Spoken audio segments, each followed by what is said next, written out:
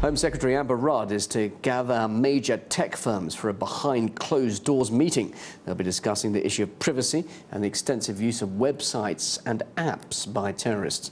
This comes after London's police chief said that the recent attack in the capital should be a wake-up call for the industry.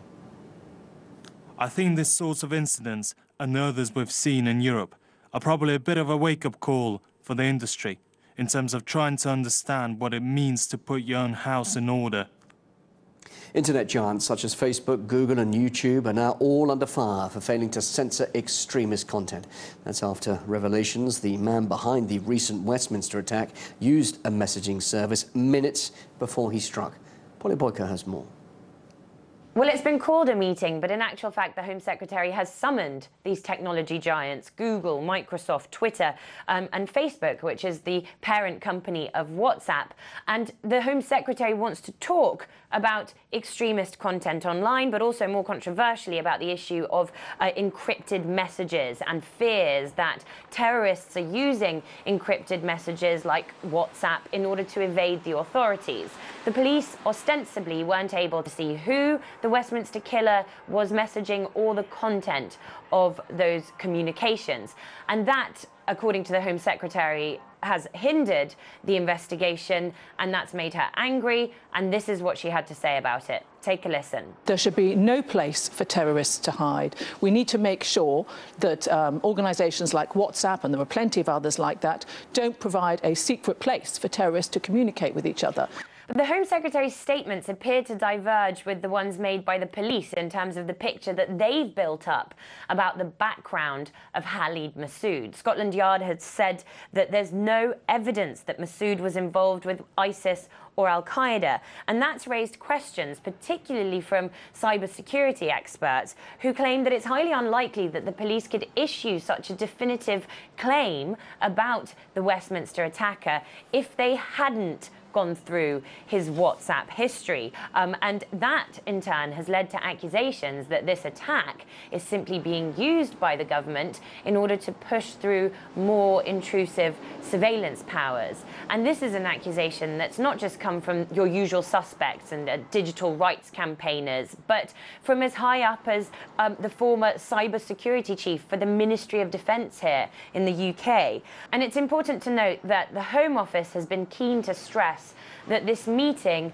will be about tackling online extremism and getting platforms like YouTube to get better at removing online extremist content, as well as talking about the issue of encrypted messages. Well, joining me now for more on this is former counter-terrorism advisor to the government, Jahan Mahmood. Jahan, hi, hello. Evening. The attack on Westminster really is a wake-up call. We need to step up Britain's fight against terrorism, and this is surely an effective approach that Amber Rudd is taking? I think it's disproportionate. One man's criminal activity, and now the entire nation has to pay. The state comes out and says that it's an attack on their democracy and freedoms. However, it seems to be turned into something that is now attacking the freedoms of everyday people. Encryption, I understand what the Home Office Secretary is saying in regards to encrypted messages need to be available for an investigation, but post-event possibly, but not before that. I think that one man who clearly hasn't been linked to any militant group and is a criminal, and that's how we should treat this far, is now being used as a way or a means of curtailing everyone's freedoms and liberties. But you mentioned an interesting point, that even after an incident like last week's, surely the security services should be given all the help they need to investigate who could have been linked to the suspect. You talked about post-incident. Well, surely access should be given to specific cases. That is understandable, and that I can understand, that I appreciate, sorry, in regards to the post-incident investigation. It should be made available so that they can perhaps work out a picture, and if he's linked to anyone else, that they can hinder any potential repercussions.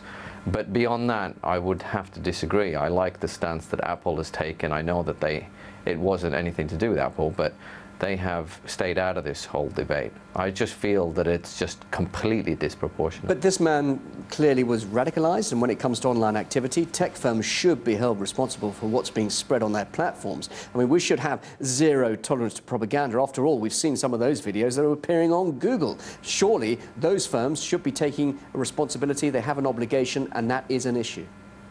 Yeah, I mean, I understand that they need to do more, but can the government define what needs to do more is? They used to say this about the Muslim community, now they're turning it onto tech companies. They haven't done a good job themselves in reducing online radicalization, and somehow now the tech companies are being given a lesson in what they themselves have failed in. How do you do that?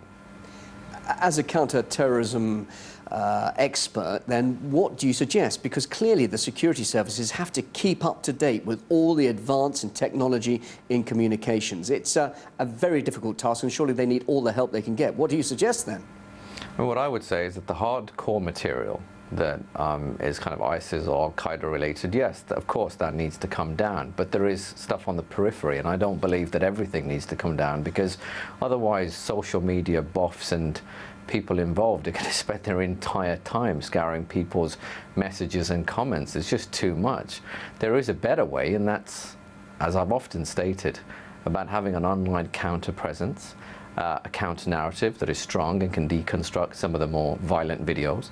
But also I've seen very promising conversations by Muslims from the public who have been able to challenge some of the slightly more extreme elements and the comments that are made and try to neutralize them. And they have successfully done that. And I think there's a lesson in that. If we run the risk of pushing people underground if we begin to take everything out, and I'm talking about everything, not the hardcore stuff. And the last thing I want to see, and I know that everyone else would want to see who's involved in CT or counter-extremism, is for these conversations to go underground where they can mutate into something far worse, and then the chances of us ever picking some of this up is going to be very, very difficult. So I think we need to have some level of freedom and open discourse that's available to the public and not completely shut everything down. Jahan Mahmood, thank you very much indeed for joining us. Thank you very much.